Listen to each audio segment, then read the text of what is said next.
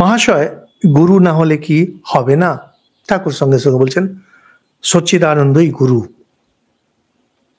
আমাকে অনেক সময় একটু লোকে জিজ্ঞেস করে আপনার গুরু কে ছিলেন? ঠাকুর ছিলেন। ঠাকুর ঠাকুর ছাড়া আর কে গুরু হবেন? আমি একবার, সেই সময় আমি দেওঘরে ছিলাম, তো আমাদের পূজনীয় শ্রীমৎ স্বামী গহনানন্দজি মহারাজ তখন সবে ভাইস প্রেসিডেন্ট হয়েছিলেন, জেনারেল সেক্রেটারি ছিলেন, জেনারেল সবে ভাইস প্রেসিডেন্ট হয়েছিল। উনি আমাকে খুব স্নেহ করতেন, কারণ অনেকদিন ধরে মহারাজকে জানতাম, আর আমার খুব ভালো লাগতো গহনানন্দজি মহারাজকে, খুবই ভালো লাগতো বিভিন্ন কারণে। ওনার সঙ্গে আমার অনেকগুলো ঘটনা রয়েছে। আমি অবাক হয়ে যেতাম। আমি ট্রেনিং সেন্টার পরে আমার পোস্টিং হলো অদ্বৈত আশ্রমে।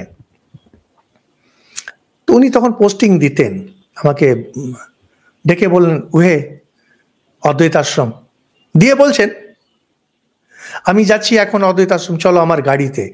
আমি তখন নতুন ব্রহ্মচারী, মহারাজ তখন সিনিয়র অ্যাসিস্ট্যান্ট জেনারেল সেক্রেটারি, ওনার গাড়িতে আমার কল্পনাই করে। তো আমি বললাম মহারাজ আমি তো কি করে যাব, ওই এতদিন ছিলাম মঠে, সবাইকে একটু প্রণাম করতে হবে, একটু সময় লাগবে। মহারাজ বলছেন তোমার জিনিসপত্র আমার গাড়িতে দিয়ে দাও, তুমি পরে চলে আসবে, আমি গাড়ি। কল্পনা করা যায়?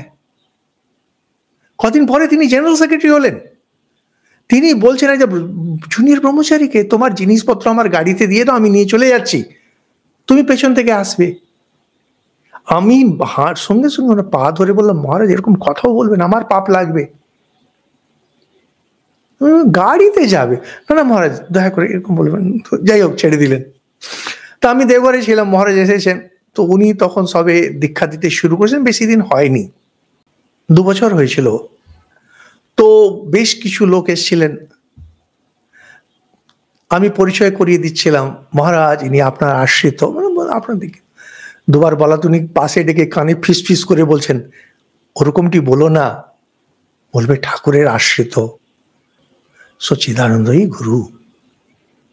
এই যে এনারা যে এত মহাপুরুষ, এনারা না, গহনানন্দজি মহারাজ বলুন, আত্মস্থানজি বলুন, রঙ্গনাথ, এনারা এই যে চেতনা, আমাদের বর্তমান প্রেসিডেন্ট আছেন স্মরণানন্দজি, উনি প্রেসিডেন্ট, ওনার এত দীক্ষিত, কেউ যদি ওনার পায়ে মাথা রাখে উনি খুব বিরক্ত হয়ে যান। মাথা হচ্ছে গুরুস্থান, সাক্ষাৎ শিবের স্থান, মাথা লাগাতে বিরক্ত হয়ে যান উনি। এই চেতনা এনাদের সবসময় জাগ্রত, সবসময় সাধারণ কথাবার্তা যখন তখনও জাগ্রত, সচ্চিদানন্দই গুরু।